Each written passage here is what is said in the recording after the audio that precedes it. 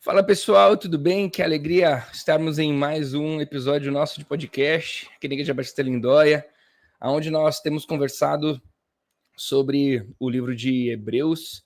Chegamos no capítulo 9 já, então para nós é uma alegria caminhar nesse tempo com vocês, né? Para aquele que está nos vendo pela primeira vez, embora nós estejamos em um formato aqui de podcast, um bate-papo, uma conversa, a gente tem utilizado isso como uma ferramenta no nosso ambiente de estudo da nossa igreja, Escola Bíblica Dominical.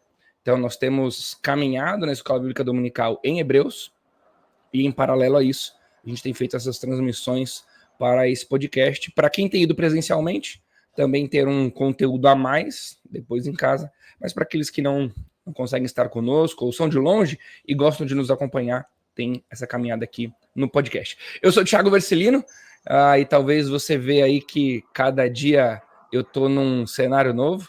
A gente tem que se virar, né, Pastor Nildo?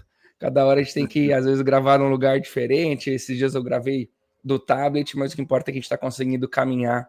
Aí meu escritório está em formato de depósito, então por isso estou aqui na sacada hoje, gravando. Mas vamos lá, vamos falar de Hebreus, vamos conversar um pouquinho. Quero que os nossos convidados se apresentem.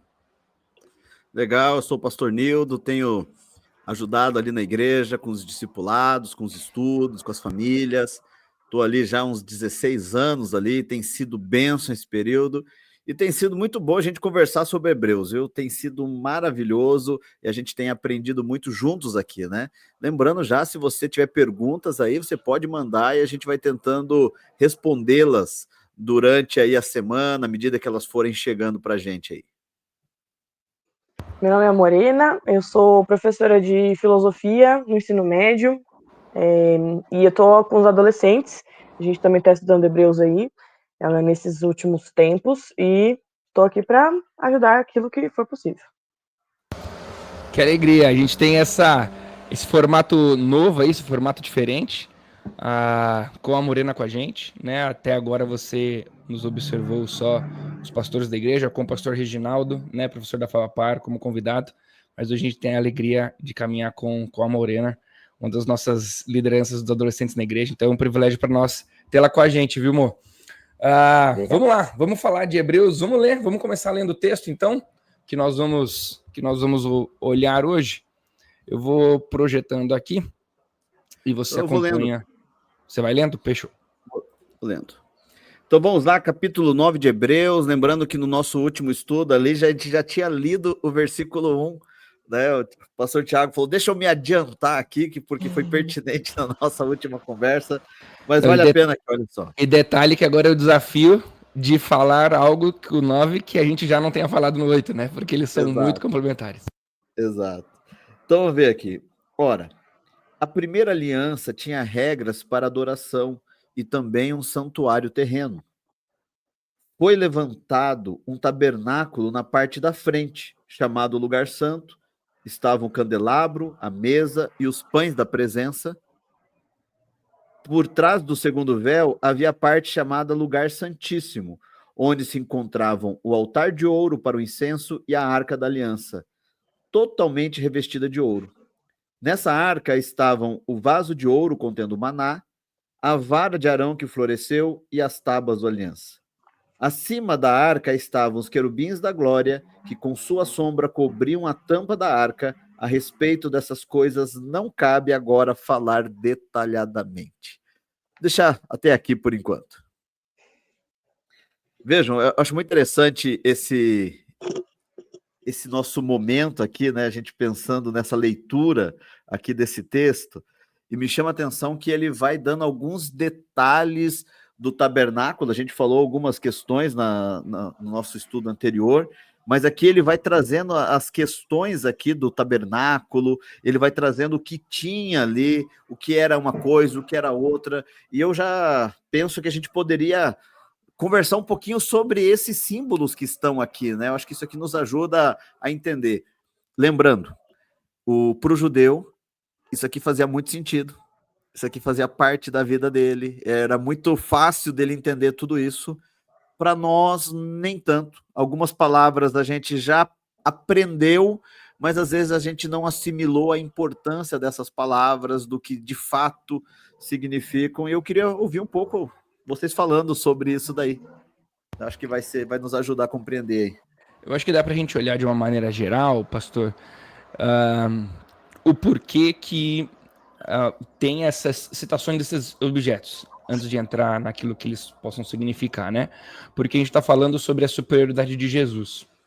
Em vários momentos, o pastor Reginaldo, inclusive, nos orientou que uma das melhores maneiras de ler o livro de Hebreus, eu vou falar isso em todos os episódios, então fique comigo aí.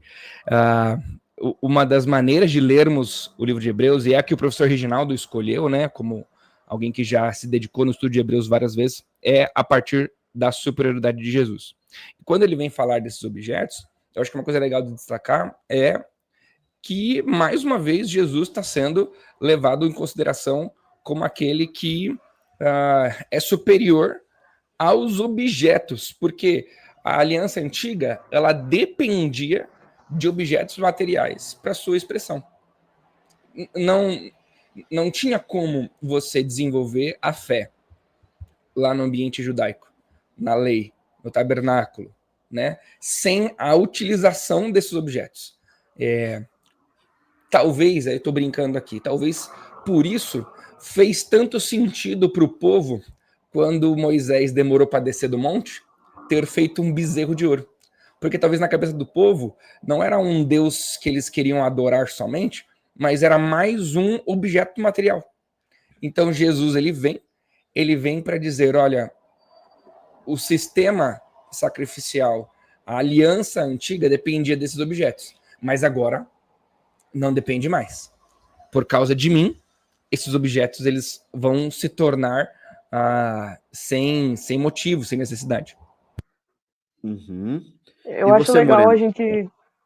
O que eu acho legal a gente pensar é que hoje em dia a gente pode não ter mais esses objetos especificamente, mas muitas vezes a gente vai colocar outras coisas, né, outros objetos em lugares superiores aí, né?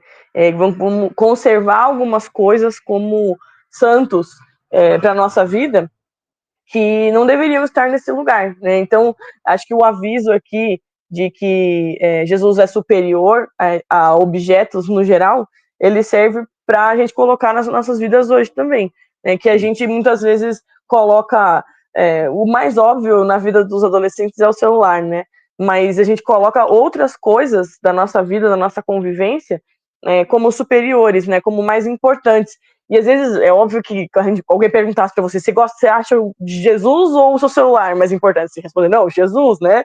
Mas, às vezes, no nosso dia a dia, o nosso valor maior está no celular, né? Eu falo muito para adolescentes, qual é a primeira coisa que você encosta quando você acorda, qual é o primeiro pensamento que vem e qual é a última coisa que você faz antes de dormir, né? Quais são os seus... que são coisas importantes. Porque é a primeira coisa quando você acorda e a última coisa antes de dormir. Você está colocando a ênfase, a importância em Jesus nesses momentos que são muito significativos na sua vida, ou você está colocando em objetos, né, como o celular?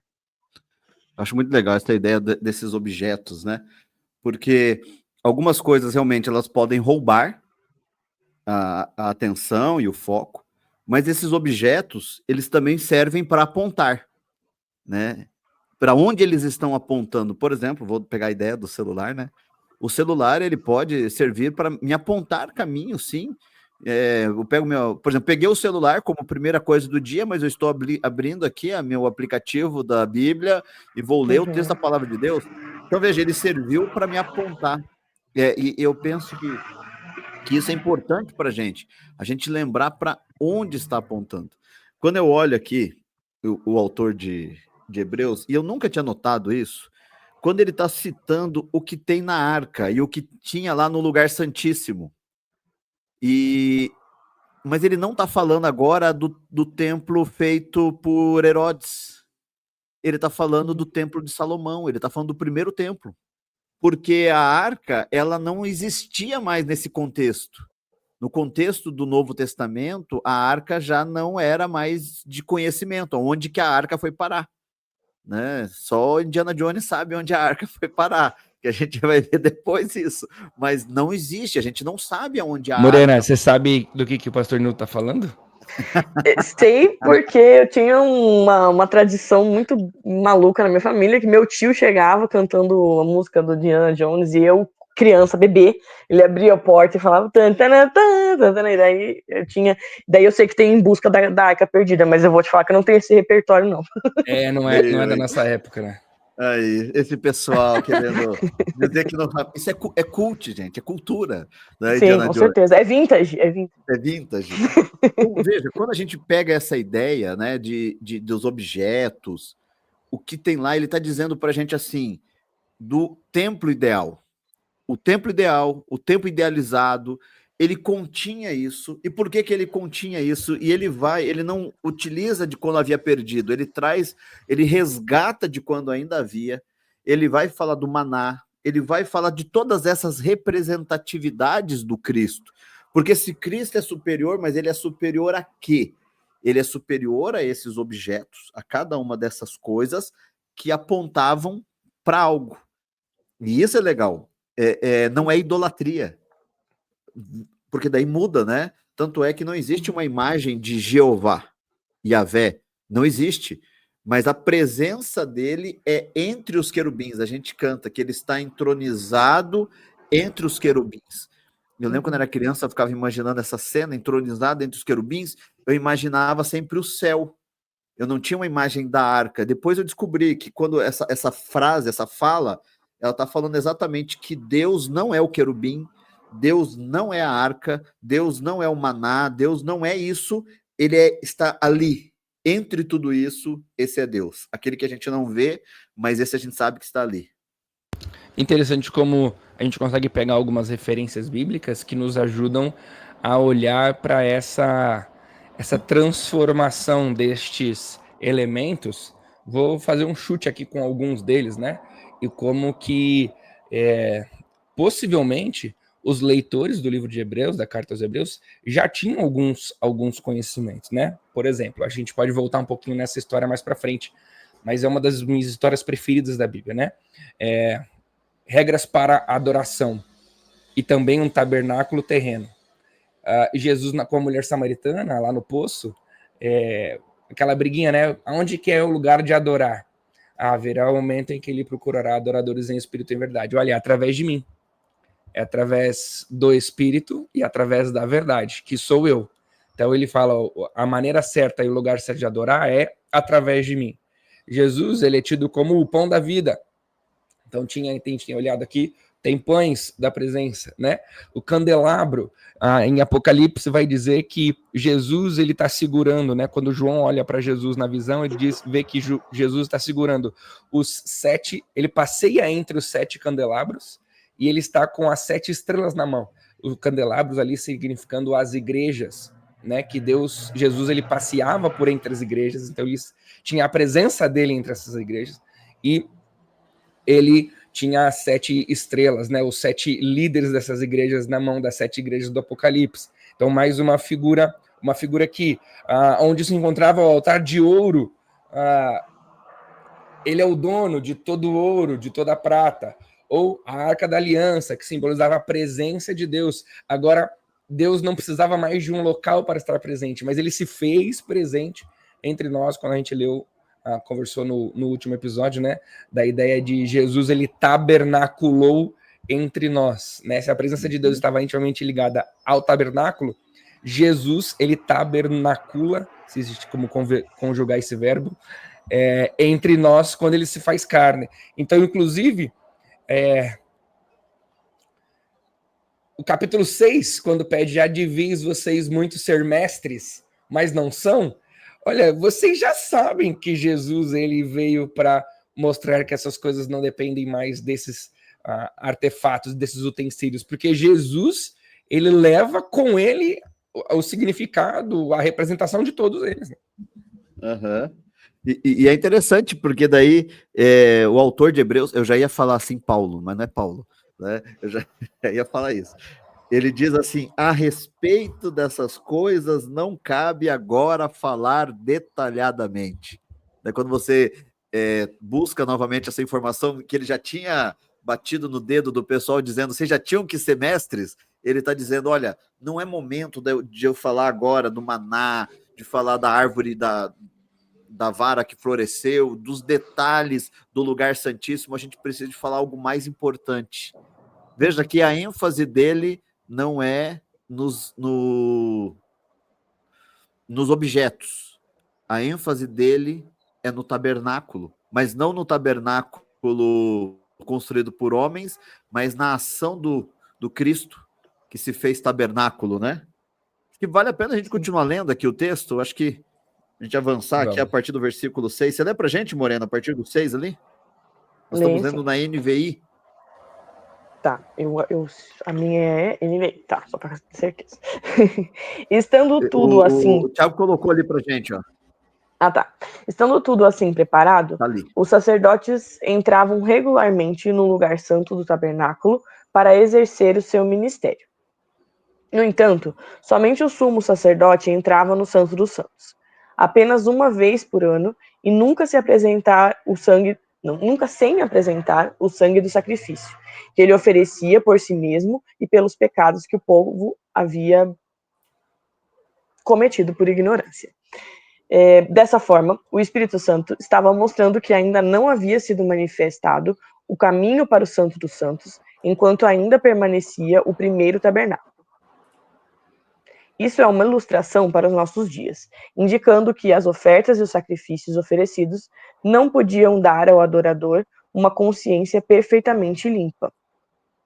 Eram apenas prescrições que tratavam de comida e bebida e várias cerimônias de purificação com água.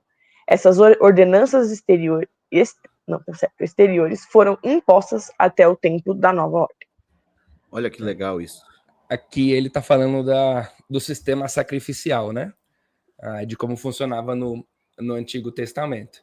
Então, dá vontade de simplificar bem a fala aqui, né? Porque o texto ele é muito claro. Quando ele vai dizer ali, não podiam dar ao adorador uma consciência perfeitamente limpa, né? Existiam ordens ao povo. Quando o povo fazia algo errado, ou iria adorar, ou iria até o tabernáculo, existiam ordens de como o povo tinha que chegar lá. O que o povo tinha que oferecer. Cada vez era um animal diferente, um animal perfeito, sem que nada tivesse com qualquer tipo de defeito. O melhor animal, ou o melhor da colheita. Todos esses utensílios que nós vimos nos versos anteriores, e tudo ali era pelo povo, pelo pecado que o povo havia cometido.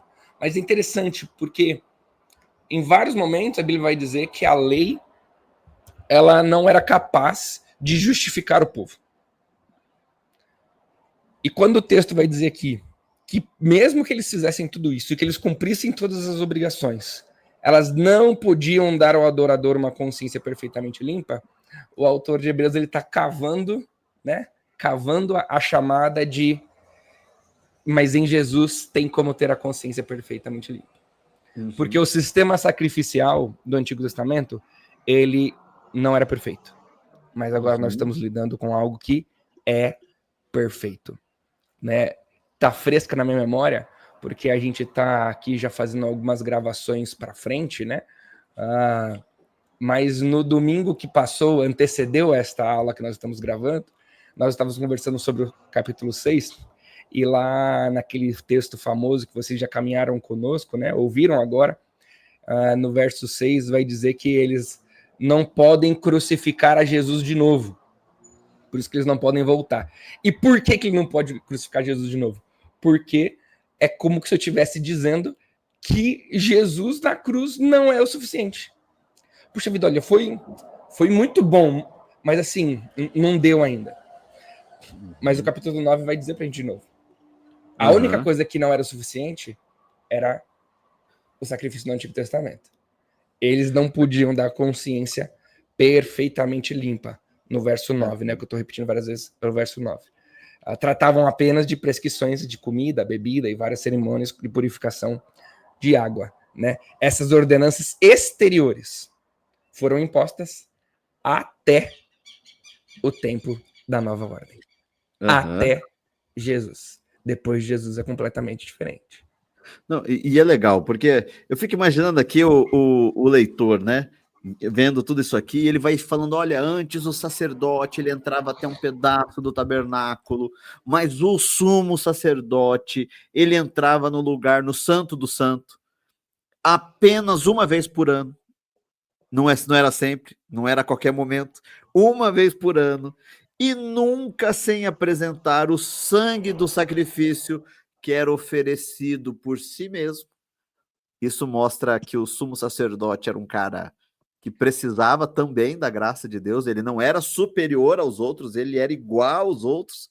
Veja, ele é igual ao sacerdote, e o sacerdote é igual ao povo, dizendo assim, olha, apesar de uma função diferente, ele precisava, porque ele tinha que apresentar pelo pecado de todo o povo, inclusive pela ignorância que... E aí é legal a manifestação aqui do Espírito Santo. Pode falar, Tiago, veio um insight aí que eu vi que brilhou o olho. Ainda não tinha sido apresentado o caminho até o Santo dos Santos. Ficou Exato. claro porque, como tinha que ter o sacerdote para entrar lá e o sangue da purificação era inclusive pelo sacerdote, ainda não tinha sido apresentado. Agora, não sei se você quer continuar a explicação que você estava, mas eu ia perguntar para a Morena, né? O que tem a ver com a gente na igreja saber que agora o caminho até o Santos dos Santos, ele tá liberado. Tá liberado. Não precisa mais de um intermediador. Não precisa do pastor. Não precisa do líder. Não precisa do irmão. Não precisa de ninguém. Agora, o acesso ao Santo dos Santos é livre. Sim. Eu acho que por um lado é um peso, né? Porque será que a gente está mantendo a ideia de nos manter puros como uma coisa relevante no nosso dia a dia, no nosso cotidiano? Será que a gente está chegando nesse Santo dos Santos puro? Né? Será que a gente está entregando os nossos pecados, pedindo perdão, reconhecendo as nossas falhas? Então tem esse peso, por um lado, né, da nossa função, não tem mais ninguém para subir, não dá para pedir, Moisés, sobe lá no meu lugar, ou, né, fulano, pastor, vai lá por mim, né, entrega lá meus pecados para Deus e eu vou ficar aqui de boa, tá? Depois você traz aí um resultado para mim. Mas ao mesmo tempo é uma grande felicidade, uma grande alegria de ter essa possibilidade de estar tão próximo, assim, de Deus, estar nesse lugar que é tão sagrado, que o nosso todo dia, né? Que é hoje o nosso estar comigo mesmo, é estar com o Espírito Santo e é estar podendo desenvolver esse relacionamento próximo com Deus. Então, eu acho que é uma grande glória, mas ao mesmo tempo a grande glória tem um peso, né? Da responsabilidade. Uhum. E é legal isso que você até citou aí, essa ideia do Espírito Santo, né? Porque o caminho, ele fala pra gente agora do Espírito Santo, e não é um termo tão comum ainda para eles. Eles estão se habituando, ele fala assim, ó, o Espírito Santo estava mostrando, ele está dizendo que o Espírito Santo então está agindo desde lá do Antigo Testamento, o caminho, estava mostrando que ainda não havia sido manifestado o caminho para o lugar santíssimo, porque o Espírito Santo nos mostra o caminho, é a ação do Espírito Santo, enquanto as coisas estavam ainda presas no primeiro tabernáculo, na primeira ideia. E eu acho legal que ele está falando bem de tabernáculo, né? E é muito mais do que o templo, né? Ele está falando lá de trás, lá da época de Êxodo, né? Não é nem Templo de Salomão, que eu cheguei até a falar do deserto, aqui. Né? Tá falando dessa época, ele está trazendo, ele está resgatando para a gente algo que está muito consolidado na cultura deles. Mas ele está dizendo para a gente, olha, isso daí, tudo isso que está apontando é porque quer mostrar um caminho mais excelente. Existe algo a mais, né? Então, quando a gente pensa nisso, e eu penso nisso aqui, olha só, eram apenas prescrições. Vamos pensar na nossa igreja hoje, tá? Eram apenas prescrições que tratavam de comida, bebida e de cerimônias de purificação. Eu achei interessante que ele está dizendo assim, olha, o que foi apresentado para vocês e vocês estão seguindo são as prescrições, mas o relacionamento é muito mais do que isso. É quando a igreja, e seja qualquer igreja, ela começa a caminhar apenas presa em costumes, em ordens, em prescrições, em orientações. É uma igreja que ela diz o que o membro pode fazer e o que o membro não pode fazer. Eu não sei, com os nossos jovens, os nossos adolescentes, vocês que estão trabalhando pertinho deles aí, funciona a gente trabalhar com eles só dizendo isso pode e isso não pode? É assim que funciona? Já aproveitem e falem pra gente, abram o coração. Olha, nesse tempo onde todo mundo tem uma opinião na internet e precisa dar a sua opinião na internet, que é uma coisa muito, assim, questionável, eu acho que é mais difícil ainda você só jogar uma regra sem contextualizar, sem entender por que aquilo faz sentido, ou se é que aquilo faz sentido naquela circunstância. Eu lembro que quando eu estava fazendo um estudo com as meninas adolescentes, a gente estava falando sobre mentira, né? E daí a gente fica com aquele preceito, não, mentir é errado, não, todo mundo sabe disso, é básico, né? Mas daí eu falei, tá, e se... Aí comecei a colocar situações. E se acontecesse isso? E se você se visse numa situação assim? Aí elas começaram a ficar assim, meio nervosas. Será que dá, então pode mentir? Eu falei, não muda o preceito. Você pode colocar a situação absurda que você quiser. O preceito é o mesmo, a regra é a mesma. Só que você precisa entender por que essa regra existe, né? Enquanto você fala assim, eu não posso mentir. Mas o que é que isso vai estar gerando? Né? Quais consequências você vai ter que lidar? Mas se eu mentir nessa situação, eu me saio muito bem. Fica tudo certo, daqui a pouco eu corrijo. Eu falo que eu já fiz o trabalho para a professora, só esqueci em casa, mas daí eu faço hoje e entrego amanhã. Quem que vai saber, né? Tá tudo tranquilo, eu menti, mas ninguém foi afetado com isso. Agora, se você entende as consequências da sua mentira para você mesmo, para o seu coração e para as coisas que vão acontecer na sua vida, aí você percebe que, mesmo que ela pareça uma mentira tranquila, que não vai dar problema nenhum, ela vai ter consequências pro meu pecado, no meu relacionamento com Deus, né?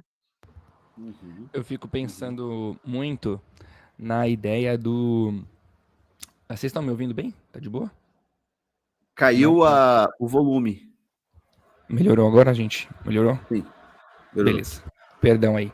Eu fico pensando muito na ideia que não tem muito a ver com o jovem. Eu, pelo menos como pastor de jovens, ainda não identifiquei essa ilustração que eu vou dar, mas é comum nos dias de hoje, quando, por exemplo, você abre um negócio ou você começa algo, né, e você chama o pastor para orar por aquilo, né? É interessante. Inclusive, o pastor Uquias já contou algumas histórias para a gente de algumas vezes que ele fez isso. Eu acho que não tem problema nenhum, é legal. Desde que a gente entenda o porquê nós estamos pedindo isso. Porque se for para colocar um peso, uma forma, uma responsabilidade na figura de um intermediador mais próximo de Deus para me abençoar a respeito de algo, para consagrar aquele meu local ou aquele meu negócio, puxa vida, será que a gente está entendendo Hebreus capítulo 9? Né? Será que a gente está entendendo que Jesus ele já nos deu esse livre acesso ao Santo dos Santos?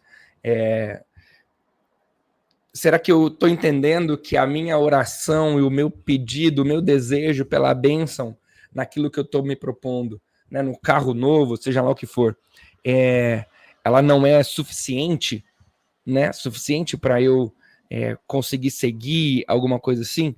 Então, esse foi uma primeira coisa que me vem à mente, né? Quando eu olho para isso. Agora, a questão de você simplesmente passar um conjunto de regras e diretrizes e você também não apoiar com o sentido, com o porquê das coisas, isso também vai caminhando para um processo muito danoso. Eu sempre digo que pastor de jovens, pastor de adolescente, líder de jovem, líder de adolescente, não é que a gente tem que ficar bajulando eles, mas a gente tem que sempre ganhar o privilégio de ser ouvido. Porque se eu não tenho o privilégio de ser ouvido, por que eu tô fazendo o que eu tô fazendo? Entendeu? Não é simplesmente um conjunto de regras, né? Por mais que eu possa chegar para eles e falar assim, gente, eu não tô nem aí o que vocês pensam de mim. Eu tô aí o que a Bíblia pensa do que vocês estão fazendo. O que a Bíblia tá dizendo para vocês. Então eu quero que vocês se lasquem. Não é assim. Eu vou perder a oportunidade com eles. Então eu ganho a oportunidade, eu ganho o privilégio.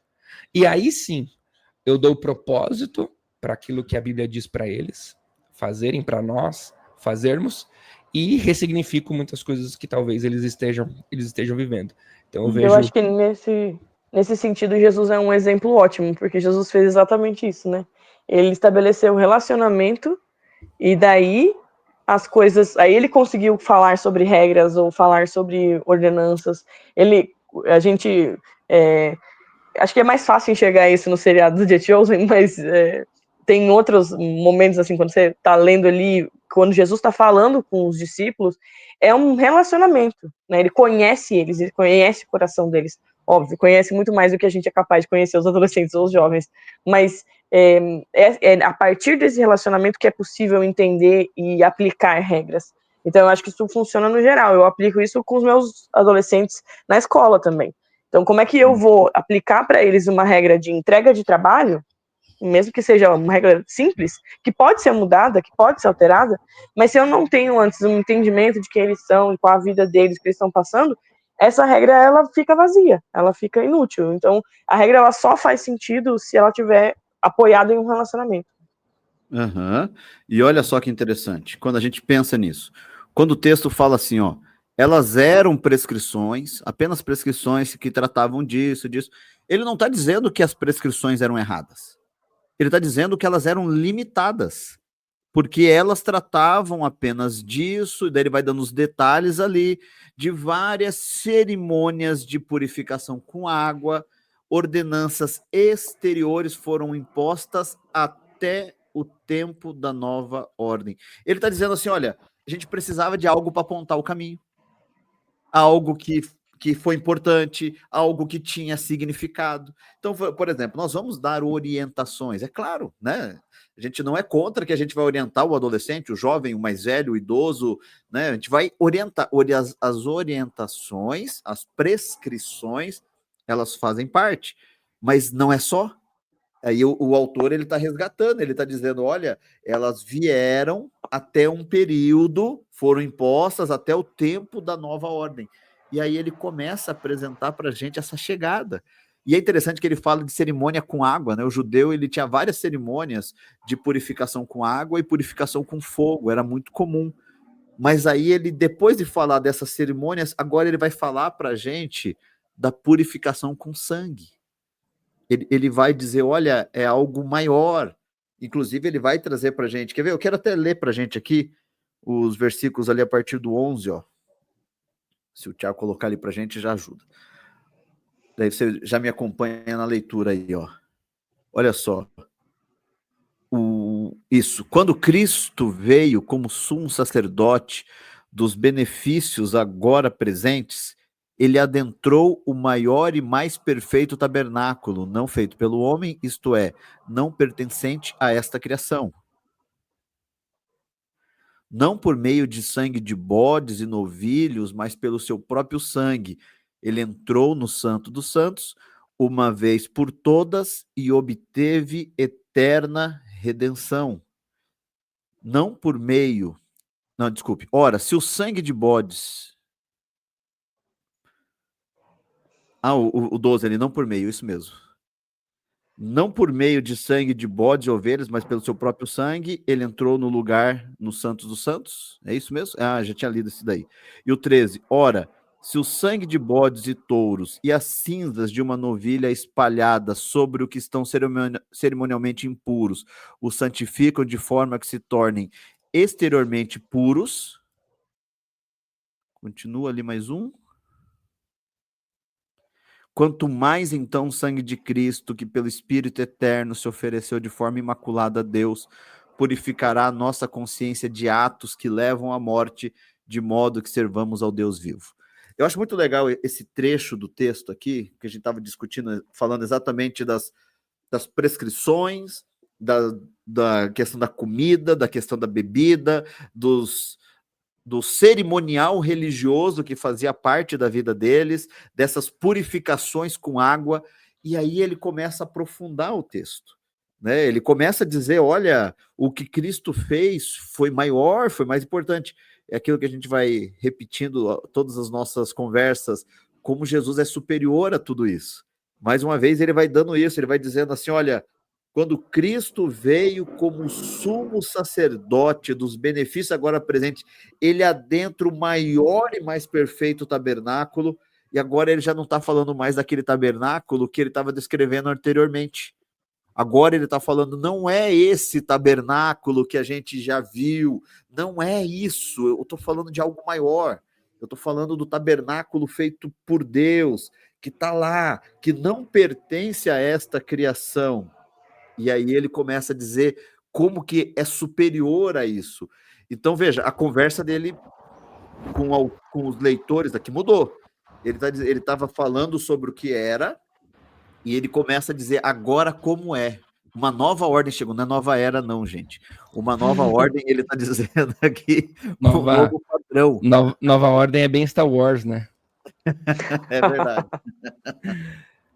Mas é interessante, pastor, que quando a gente vai falar sobre Jesus ser o sacrifício perfeito, a gente pode brincar e conversar um pouquinho de teologia sistemática, porque quando a gente vai olhar para os efeitos da morte de Cristo, a gente consegue encontrar várias palavrinhas que a teologia sistemática usa, né?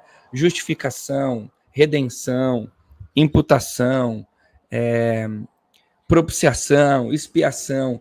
E esse parágrafo que a gente leu agora, ele traz pelo menos ali duas características, né? Que a gente tem para falar sobre os efeitos do sacrifício de Jesus, que é a expiação e a propiciação. A expiação como sendo o sacrifício que de fato consegue perdoar os pecados, né? O sangue da expiação de Cristo, ele é o que de fato, o de sangue, o de bodes e de touros, eles eram feitos corriqueiramente, porque eles necessitavam de novos sacrifícios, né? Então, o lavar dos pecados, a expiação daquilo que Jesus fez, de limpar de uma vez por todas. Ele não limpa mais o meu pecado do meu dia a dia, né? Menti, roubei, trapaceei, enganei, me irei, adulterei. Ele não lida mais com os pecados que acontecem no meu dia a dia. Jesus, ele vem para lidar com toda a minha natureza pecaminosa, né? Eu tô com todo o meu dano que poderia ser causado a Deus por aquilo que eu faço, pago em Jesus. E a propiciação, no sentido de que Jesus, ele é o sacrifício perfeito, né? Na época da lei, Deus disse para o povo que o sacrifício que precisava ser feito era o de bodes e touros, carneiros, pombas e tudo mais. Mas quando Deus vem e fala assim, olha, o preço, na verdade, para ser pago de uma vez por todas, para a dívida ser quitada de uma vez por todas, se a ofensa é contra mim, é como se Deus estivesse brincando, olha, se a ofensa é contra mim, sou eu que dou o preço, né? Eu que mostro como é que tem que ser pago. E ele diz, o meu filho, não podíamos ser nós, não podíamos ser mais animais perfeitos, não podia ser nem uma outra pessoa, a não ser o próprio Cristo, porque o Deus é quem disse qual era o preço que tinha que ser pago. Então, a propiciação de ser o sacrifício perfeito. Nós não precisamos mais sacrificar, porque Jesus, ele se tornou o sacrifício perfeito. Uhum. Eu lendo esse texto e agora a nossa conversa, me lembro de uma conversa, um gabinete que eu tive com o pastor Nildo, e ele perguntou assim para mim, eu imagino que ele tenha feito essa pergunta para várias pessoas já, se Jesus tivesse sido morto de uma outra forma, valeria? E daí ele colocou algumas situações que eu não vou me lembrar agora, mas que não tinham sangue envolvido. E daí aí eu fiquei assim, né, tipo, adolescente, quando o professor pergunta uma coisa, não sei a resposta, acho que sim, que ele morreu, então tá bom. E daí o pastor falou, não, tem que ter tido derramamento de sangue, né, porque tem essa situação específica que está substituindo, né, mas me lembrei dessa conversa. Uhum. E é interessante aqui, né, porque olha só, quando a gente conversou sobre isso, né, do sangue de Jesus, e o autor está dizendo assim, ora, se o sangue de bodes, o sangue de carneiro, ele resolve, que ele está dizendo aqui que resolve o sangue de bodes de uma maneira momentânea, ele não fala momentâneo, mas ele fala assim no texto, de forma que se tornam puros exteriormente.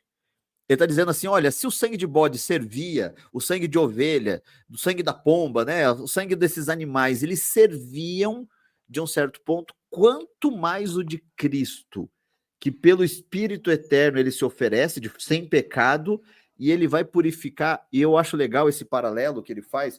Em um versículo ele fala que o sangue desses animais purificavam de forma externa. E agora ele vem e diz que o sangue de Cristo purifica a nossa consciência dos atos, das ações que nos levavam à morte, para que a gente consiga servir a Deus. Então ele está dizendo aqui, agora eu vou conseguir servir a Deus de maneira plena, porque a purificação que Deus faz, ela não é só exterior. Antes era exterior, agora é mais que isso, é profundo. É aquilo que a gente falou semana passada, do inscrever no coração, é algo lá dentro, né? Mudou a relação, né? E interessante que o 15 vai dizer daí, por essa razão, Cristo é o mediador de uma nova aliança para os que não são chamados. Para os que são chamados, recebam a promessa da herança eterna. Visto que ele morreu como resgate pelas transgressões cometidas sobre a primeira aliança. Então, parece, assim, não é um assunto comum no corredor da igreja, né? Mas é o seguinte, todos os sacrifícios feitos na aliança antiga, eles não são suficientes e continuam não sendo. Tanto que o sacrifício de Cristo, ele inclusive é pelos pecados cometidos na antiga aliança. Não é porque morreu o bode e o carneirinho que estava tudo certo. Ainda assim, ia precisar a morte de Cristo. É sempre sobre Cristo. Ainda que Adão e Eva só tinham conhecimento de que viria aquele que pisaria na cabeça da serpente, mas seria sempre através de Cristo. Para Adão e Eva, aquele que pisaria na cabeça da serpente. Sem nome, sem o tipo de morte, sem o sangue, sem nada. Eles não tinham essa dimensão, mas eles sabiam que viria aquele que pisaria na cabeça da serpente.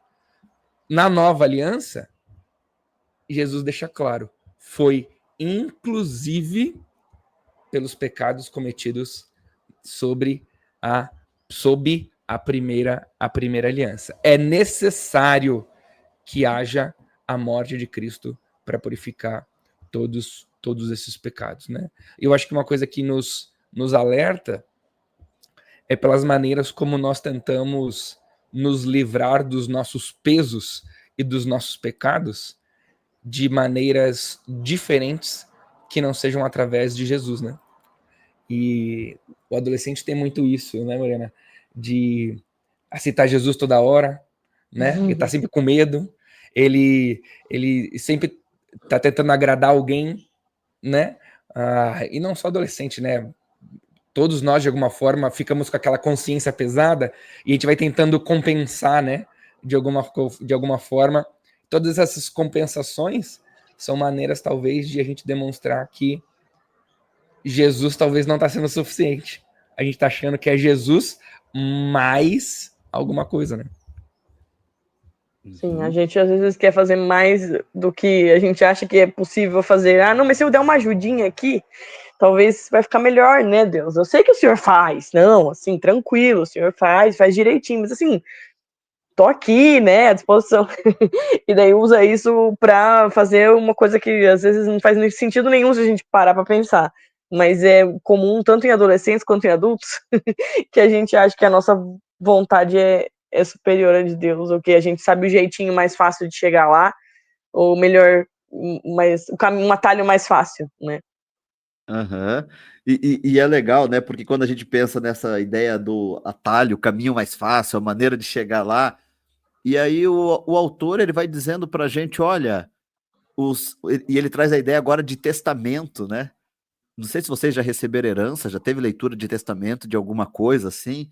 A Ana, teve um tio da Ana que faleceu e ele não tinha filhos e tal, e aí quem recebeu a herança foi os irmãos, né?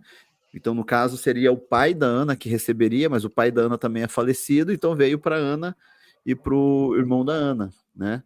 E eu lembro de toda essa de entender, não havia testamento, mas havia alguns direitos ali, e era um monte de irmão, né? Fazia um monte de gente ali, e foi interessante de ver a família toda unida nesse processo, não havia ninguém correndo atrás do dinheiro, foi na verdade, muito bonito de ver, porque às vezes as pessoas, por causa da herança, elas mudam, elas se transformam ali, mas ele vai dizer para a gente aqui que foi estabelecido um testamento, né? A aliança, mas para que essa aliança fizesse sentido, o testamento só tem validade depois que morre. Porque ele acho que o autor ele quer dizer e quer explicar para a gente por que o sangue é necessário. Veja, o testamento só é validado após a morte. Então, o testamento, a primeira aliança, ela só foi validada depois da morte. Não no caso de Cristo aqui, mas dos animais, porque houve toda a purificação com sangue, né? Quer ler, pastor? Esses textos vamos ler, agora? Vamos ler. Lê pra gente aí, Morena.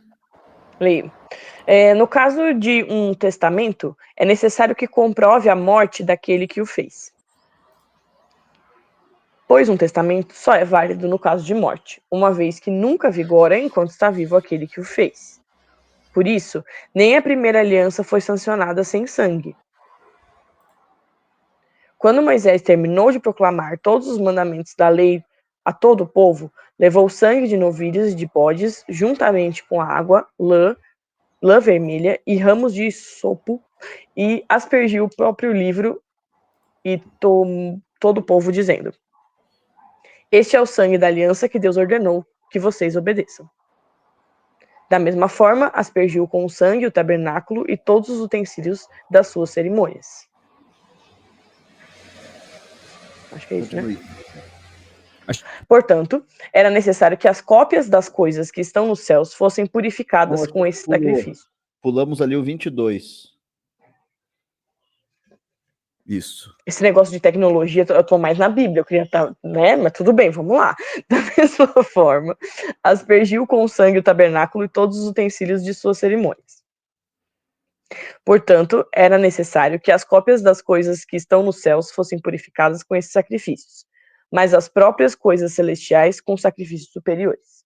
Na verdade, ali foi pulado o versículo 22, eu acho que na hora da gente fazer o Ctrl+C, Ctrl+V, a gente pulou ali, porque o 22 diz assim, ó, de fato, segundo a lei, quase todas as coisas são purificadas com sangue, e sem derramamento de sangue não há perdão. E isso é muito importante para a gente entender o contexto todo, né? Porque ele está dizendo assim, olha, Moisés escreveu algo que recebeu do anjo do Senhor e tal, tem a cerimônia religiosa, tudo aquilo que envolve a lei, tudo aquilo que envolve sacrifício, tudo. Mas ele fala que tudo isso só foi validado depois que foi feito o sacrifício e foi aspergido o sangue sobre todas aquelas coisas. E aquelas coisas se tornaram agora separadas para o Senhor, ou no linguajar eclesiástico, foram santificadas, né? Elas se tornaram santas para o Senhor, porque elas foram separadas. Eu sempre tive uma noção muito esquisita desses textos, tá? Porque o texto, ele não fala que depois foi lavado. Ele fala que foi purificado com sangue. E eu sempre fico imaginando aquela manchinha de sangue. O sangue suja, né? Não limpa. E eu no geral, a gente pensa isso, né? Eu pensava no cheiro que tinha esse ambiente, né? Eu ficava pensando na poeira do lugar santíssimo, que ninguém podia entrar lá, que era só uma vez por ano. Então, cara, a faxineira não podia entrar o zelador lá para limpar, não. Mas é porque ele está trazendo para a gente um valor aqui. E um valor que o sangue ele não suja. O sangue ele deixa a marca, mas é uma marca que purifica. E ele está trazendo ainda a ideia aqui desses elementos do tabernáculo, que eram cópia do céu. É legal isso, porque não é... A gente até conversou isso em um episódio anterior aí, que não nós inventamos coisas e imaginamos que elas estarão no céu. Não, o que Moisés faz é ele copia do céu e traz para cá essas questões, porque elas são cópias daquilo que está lá e elas foram agora purificadas. Isso me lembra Platão. Platão, e as cópias. Isso, as cópias, isso. Pensou nada, nem vem. Tem que fazer minha parte com a filosofia, né? Mas boa, é isso. Mas explica aí as cópias. Sim. Então, Platão dizia que as cópias, que existiam dois mundos, um mundo sensível e um mundo inteligível. O mundo inteligível é onde estariam os originais e o mundo sensível é onde estariam as cópias. Então, ele dizia que tudo que existe no mundo sensível, então cadeiras, mesas, papéis e árvores, existiam também no mundo inteligível, mas lá eles eram perfeitos, e aqui seriam apenas cópias mais ou menos mal feitas, né? Você já copiou alguma coisa, nunca fica igual ao original. Então, é mais ou menos nesse sentido. Legal. E interessante que há o paralelo do sangue no Antigo Testamento e o paralelo do sangue no Novo Testamento. Moisés usou sangue para purificar, e é o sangue de Jesus. Esse sim é um sangue perfeito. Esse sangue, ele purifica de uma vez por todas. Esses dias eu estava assistindo um Reels e fizeram aquela pergunta, né? Não sei quantos já viram aquele que uma pessoa na rua, de qual religião você jamais seria, né? E é comum as pessoas responderem, eu nunca seria evangélico, né? Nunca seria crente. E normalmente as acusações são feitas aos crentes, né? De se achar demais, de achar que só eles têm a verdade absoluta e tudo mais. E assim, nesse momento, quando eu vejo, eu falo assim na minha cabeça, né? Eu entendo o que essas pessoas estão sentindo, mas ao mesmo tempo eu não mudaria a resposta. De fato, nós crentes é quem sabemos a verdade. Nós é quem estamos certos. Mas eu entendo, porque deve ser muito chato lidar com um crente não humilde, um crente não preparado para lidar com a mensagem do evangelho e a maneira como ele expõe isso, né? Uhum. Mas uma coisa que eu brinco é que às vezes a gente pergunta, né, para a galera da igreja, olha, se o telhado aqui cair agora, né, e nós dois morrermos, o que vai acontecer com você? Aí a resposta normalmente, né, ainda mais dentro da igreja, não, eu vou para o céu, né, eu vou estar com Jesus, não sei o quê. Aí a segunda pergunta pega todo mundo, por quê? Aí normalmente vem aquelas respostas, porque eu sou bonzinho, porque eu vivo de um jeito muito legal. Não, é Papai Noel ou é Deus? Papai Noel estava garantido já. E vem aquela lista, né, de coisas que se faz. E aí eu vejo que é oportunidade, né? Puxa, talvez essa pessoa tá me respondendo isso porque ela não entendeu o significado do evangelho, não entendeu o que Jesus fez. Então eu brinco, né? Vou lá, passo o plano da salvação de novo, faço um desafio quando acredito que existe necessidade, mas aí às vezes fica aquela pergunta, né? O que me garante de que isso vai acontecer mesmo? Você pode não acreditar, mas o que te garante é o sangue. Uhum. O que te garante é o sangue. É o selo. É a certeza. O sangue é a garantia. O sangue é o testamento. É isso, né? Mesmo. O sangue é o testamento. E olha só, e isso é tão interessante, porque quando alguém pergunta sobre essa questão de Cristo e tal, daí o cara fala da bondade dele, não, porque eu sou bonzinho por causa disso. Então, por que Jesus veio? Se não dependia de Jesus, Jesus não precisava ter morrido, não precisava ter passado pelo que ele passou.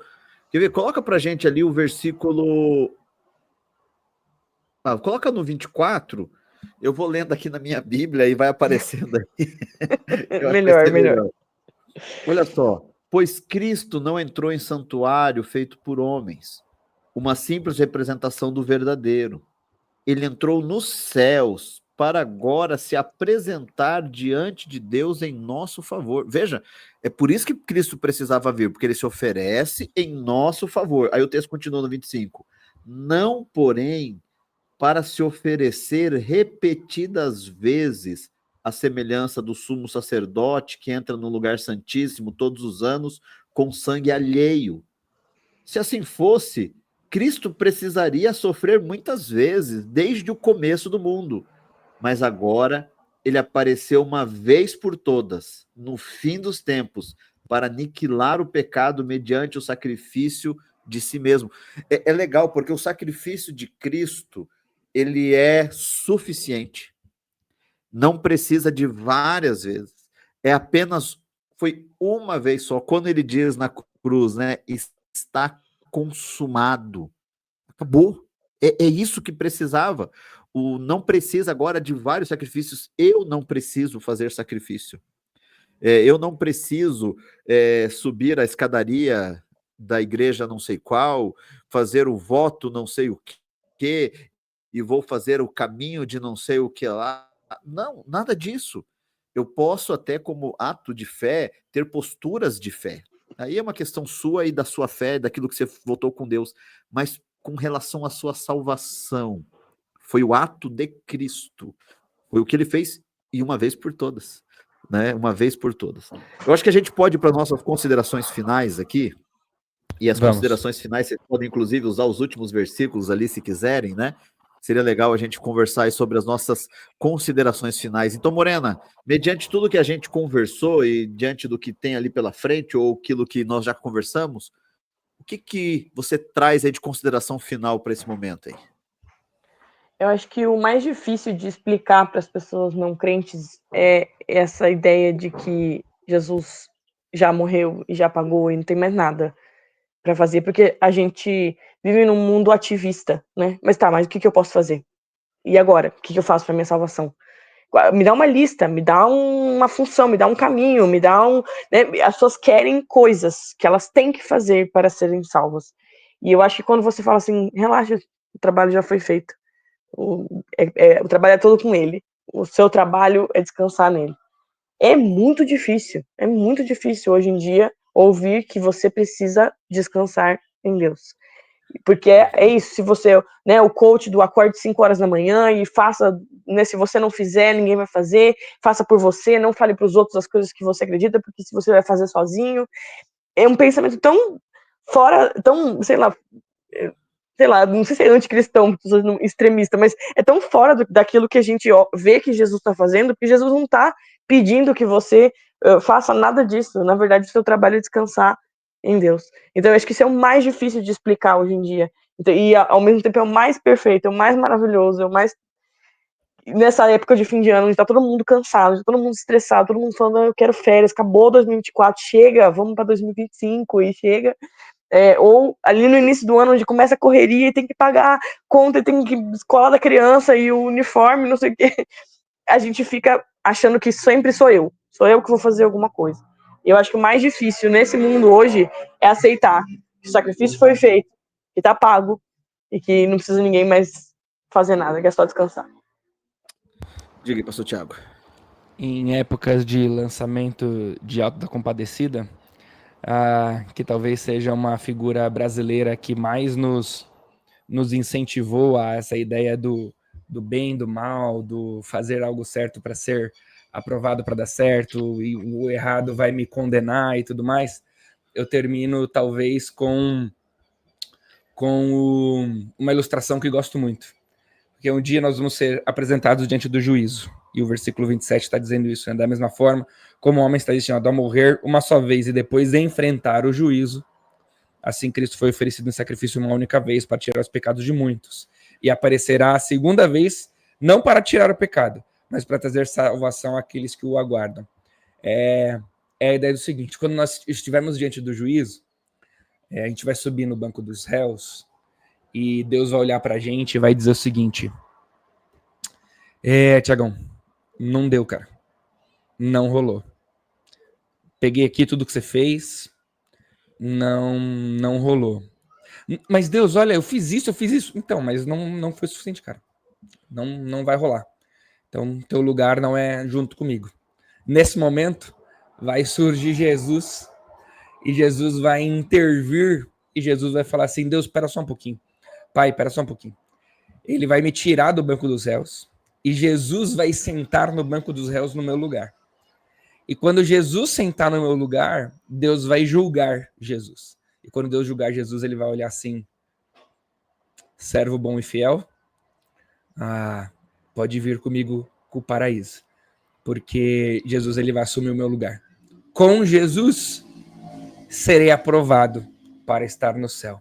Sem Jesus, o julgamento vai ser baseado com base naquilo que eu fiz. Com Jesus, vai ser baseado naquilo que Jesus fez. Essa vai ser a grande diferença no final.